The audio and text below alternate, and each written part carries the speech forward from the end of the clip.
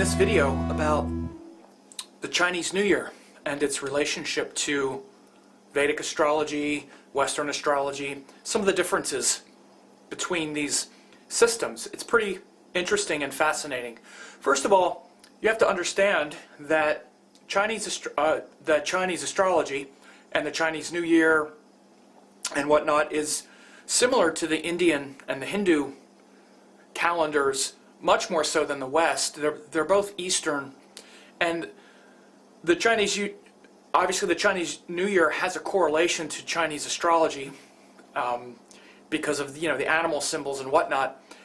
And what happens is the primary difference has to do with, one is based on the sun-moon relationship, that's the Eastern approaches, and then the Western astrology, you would say, is based on the Earth going around the Sun, or the Sun-Earth relationship. And so what you can see very clearly is that this Chinese New Year, which happens in 2016 when I'm making this video, on February 8th, is because that's the day when the Sun and Moon come together, and that starts a new cycle, which is always what happens in Indian and Chinese and Eastern approaches to astrology. You see this a lot in Indian ceremonies. Many of them start on the first day of a cycle, like for instance the Divine Mother festivals, 9 days starts on the first day or on the day of the new moon, and goes 9 days forward, and then you have the 10th day, Vijayadashmi, which is, but there's an incremental subsections of time based on the sun-moon relationship. And you have the same thing in Chinese cosmology. And in fact, on the Chinese New Year, there's actually 15 days of the Chinese New Year which correlate to the same 15 tithis that you have in Vedic cosmology. And again, the 15 days are the days from the new moon to the full moon. That's what's being carved out. And what it does is it takes a subsection of time measured in the arc angle between the sun and the moon. So when the moon moves approximately 12 degrees from the sun, which happens about every day, that creates one of the what are called tithis in Vedic astrology. That same subsection of time is also important in Chinese astrology. I'm sure there was mixing because they also have 28 stars, sections in Chinese astrology. I haven't studied it formally because you can really only study one astrology system very deeply. But of course that correlates to the same 27 to 28 Vedic constellations or nakshatras. Very similar energetics. Of course, you also have in Chinese astrology one of the most foundational and fundamental qualities are the 5 elements. And again, you have the same 5 elements in Vedic cosmology. They have different elements, but they correlate to the same sort of energetic functions because 5 elements is a universal principle. Of course, in the West, we only have 4 elements in Western, metaphysics. But so you see the same kind of relationships between the Chinese and the Indian. Now, this new moon, again, it starts with the sun and moon when they join in space. And basically the Chinese New Year is 2 new moons after the solstice. That's generally when it happens. Now the solstice doesn't have to do with the sun and moon. The solstice doesn't have to do with the new moon. It has to do with the Earth going around the sun. So the winter solstice, I said the solstice, I should say the winter solstice, is when it's the darkest day of the year. Of course, it's when, based on the tilt of the Earth, we get the least amount of sunlight that day. Again, that's a sun-Earth relationship, has nothing to do with the moon. It has nothing to do with a full moon, a new moon, nothing. So 2 new moons after the winter solstice is when we have the Chinese New Year. I haven't really explored exactly why it's that new moon. I would love for people to educate me about that, who know more about Chinese astrology than me, or Chinese cosmology. I don't know why it's 2. I could venture an idea, but I'd rather not. So, but it's important to understand that Western astrology, as well, is based on this Sun-Earth relationship. Because, again, the beginning of the Western astrology zodiac, what's called the tropical zodiac, starts on the first day of spring, which is the day when the Earth in its orbit around the Sun, where the Sun will be in the northern hemisphere for the next 6 months. It's that day. It's the day when, based on the Earth going around the Sun, there will be more sunlight in the northern hemisphere for the next 6 months. So, astronomically, you would say it's when the Sun crosses the celestial equator moving north. That's where the zodiac begins. But that's completely a Sun-Earth relationship. It has nothing to do with the Sun and the Moon. So you can see right away how Eastern and Western approaches to cosmology, to astrology, really favor and are heavily influenced by the Sun relationship to the Moon, not necessarily the Earth relationship to the Sun.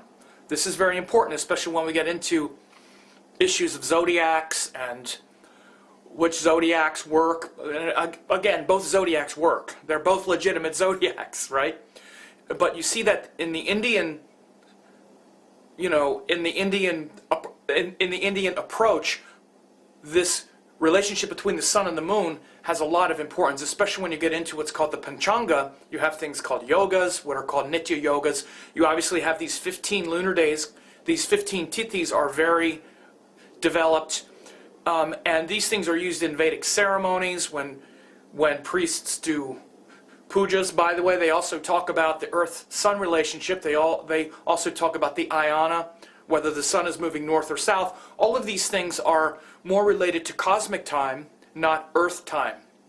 And this is an important distinction between Eastern and Western timekeeping in astrology. By the way, I'm going to be talking about this in great detail in October this year. I was invited to speak at the ISAR Symposium, which is an organization on astrological research. Me and 5 or 6 other Vedic astrologers, and I'm going to be talking about the differences between Eastern and Western methods of timekeeping. So it's very interesting to understand the correlations between the Chinese and the Indian, just conceptually, as it pertains to their focus and even their approach to timekeeping. Because in the Indian approach, there's a union of both cosmic and mystical, metaphysical timekeeping, which has to do with sun, moon, and also stars and nakshatras. That's very much a metaphysical timekeeping system. And in the West, it's very much about Earth, Sun. The seasons are what delineate the zodiac. Also, the calendar is based mainly on the seasons. What we now call the Gregorian calendar is based mainly on the seasons. For a long time, we had a calendar that was based on the new moons and full moons. Based on the new moons. It was a 360-day year, because you still get 12 lunar cycles every year, approximately 12 and then 5 extra days. So again, the calendar in the West is very much a Sun-Earth calendar. That's what the Gregorian calendar is. It has nothing to do with the Sun-Moon. Eastern timekeeping methods have to do with the Sun and Moon as it relates to a sort of metaphysical time and a consciousness relationship to time. And then it also has nakshatras and the stars, which have to do with more universal cosmic themes, more spiritual themes. And that's what the Indian Panchanga refers to, the fivefold division of time. So on this Chinese New Year, they're celebrating this second new moon after the solstice, which again, solstice is a Sun-Earth relationship. 2 new moons after that. We've had 2 new moons since then. We had the new moon in Sagittarius, and then the new moon in Capricorn. That's what this one is, sidereal. And that's what is correlating this. But as you see, it bears no relationship to anything in Western astrology. So it's also the start of the month of Magha in India, at least by most accounts. Sometimes they start the month on the full moon, which is kind of backwards. The month should start on the new moon because that's when the cycle is beginning. So at least in India and in the West, the calendar that they use matches the sky, or some version of the sky, some cosmology. One of the problems with the West and the timekeeping of the West is that the months don't match the sky. So for example, if the Gregorian calendar was correct, the month would start on the solstice. You know, the first day of the year, the first day of January actually should be December 21st, or whatever the solstice day is. That's actually supposed to be the beginning of the year. And it is a beginning of the year. It's a return of the light. So it should, if you're looking at the Sun-Earth relationship, January 1st should actually be December 21st. That should be the beginning of the year. And then, you know, February 1st would be the first day of that constellation sign, which would be the first day of Aquarius. And you would have it go, the first day of April would be March 21st, whatever it is. I'm sorry, I think I have it back. The first day of Aries would be the first day of spring. And you would have it matched up. That would be the same kind of comparison that I'm using between the East and the West as far as timekeeping. In the East, the sun-moon cycles are timed to their calendar dates and their seasons as well. At least it's supposed to be. In the West, these things they have no relationship to each other. This is why January 1st doesn't exist anywhere unless by chance with any kind of astronomical cosmic cycle. It's a calendar date. It's a Gregorian calendar date. That's why when people talk about months, you know, Gregorian calendar months, I'm not so thrilled about it because it has nothing to do with the sky. It's legitimate to use the sun going around the earth. That's an accurate way to measure time on earth. It's also legitimate to measure the sun-moon relationship and have that timed to our calendar. But the Gregorian calendar doesn't take any of that into account.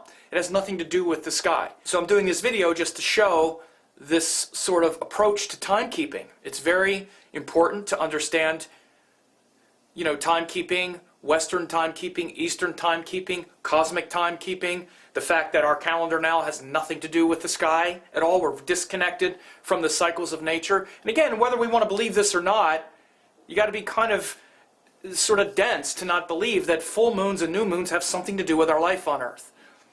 And those things have nothing now to do with important events in our calendar, or they have nothing to do with it.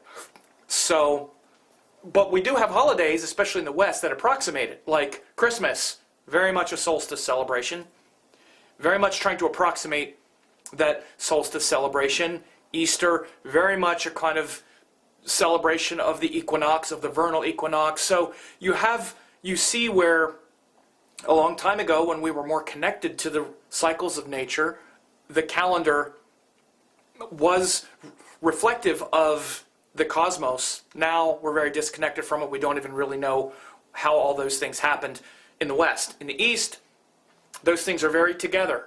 Chinese New Year, a great example.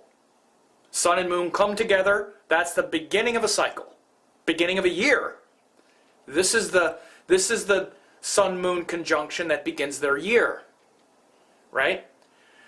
And just like, as I said, in India, there are many kinds of things that also begin years. They also talk about the ingress of the sun into a sign.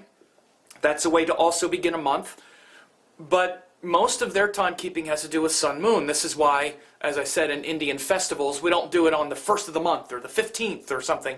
We do it when the sun and moon come together. That's when it happens. Or maybe on like, for instance, on Ganesh Chaturthi, that's on the 4th day, because that's when Ganesh was born, on the 4th day. Or Shivaratri, that's on the 14th day.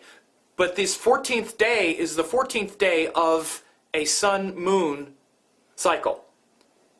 Right? So we have to wait for the cosmos to line up, because that's the portal into this dimension of form from the dimension of spiritual and cosmic energy. So this is why Vedic priests talk about these things at the beginning of their pujas, usually. They talk about and they identify where we are, not just in physical space and time, but in cosmic space and time. So, very interesting subject, and this Chinese New Year corresponds with the beginning of a new cycle, and it's the same correlations that we have in the East.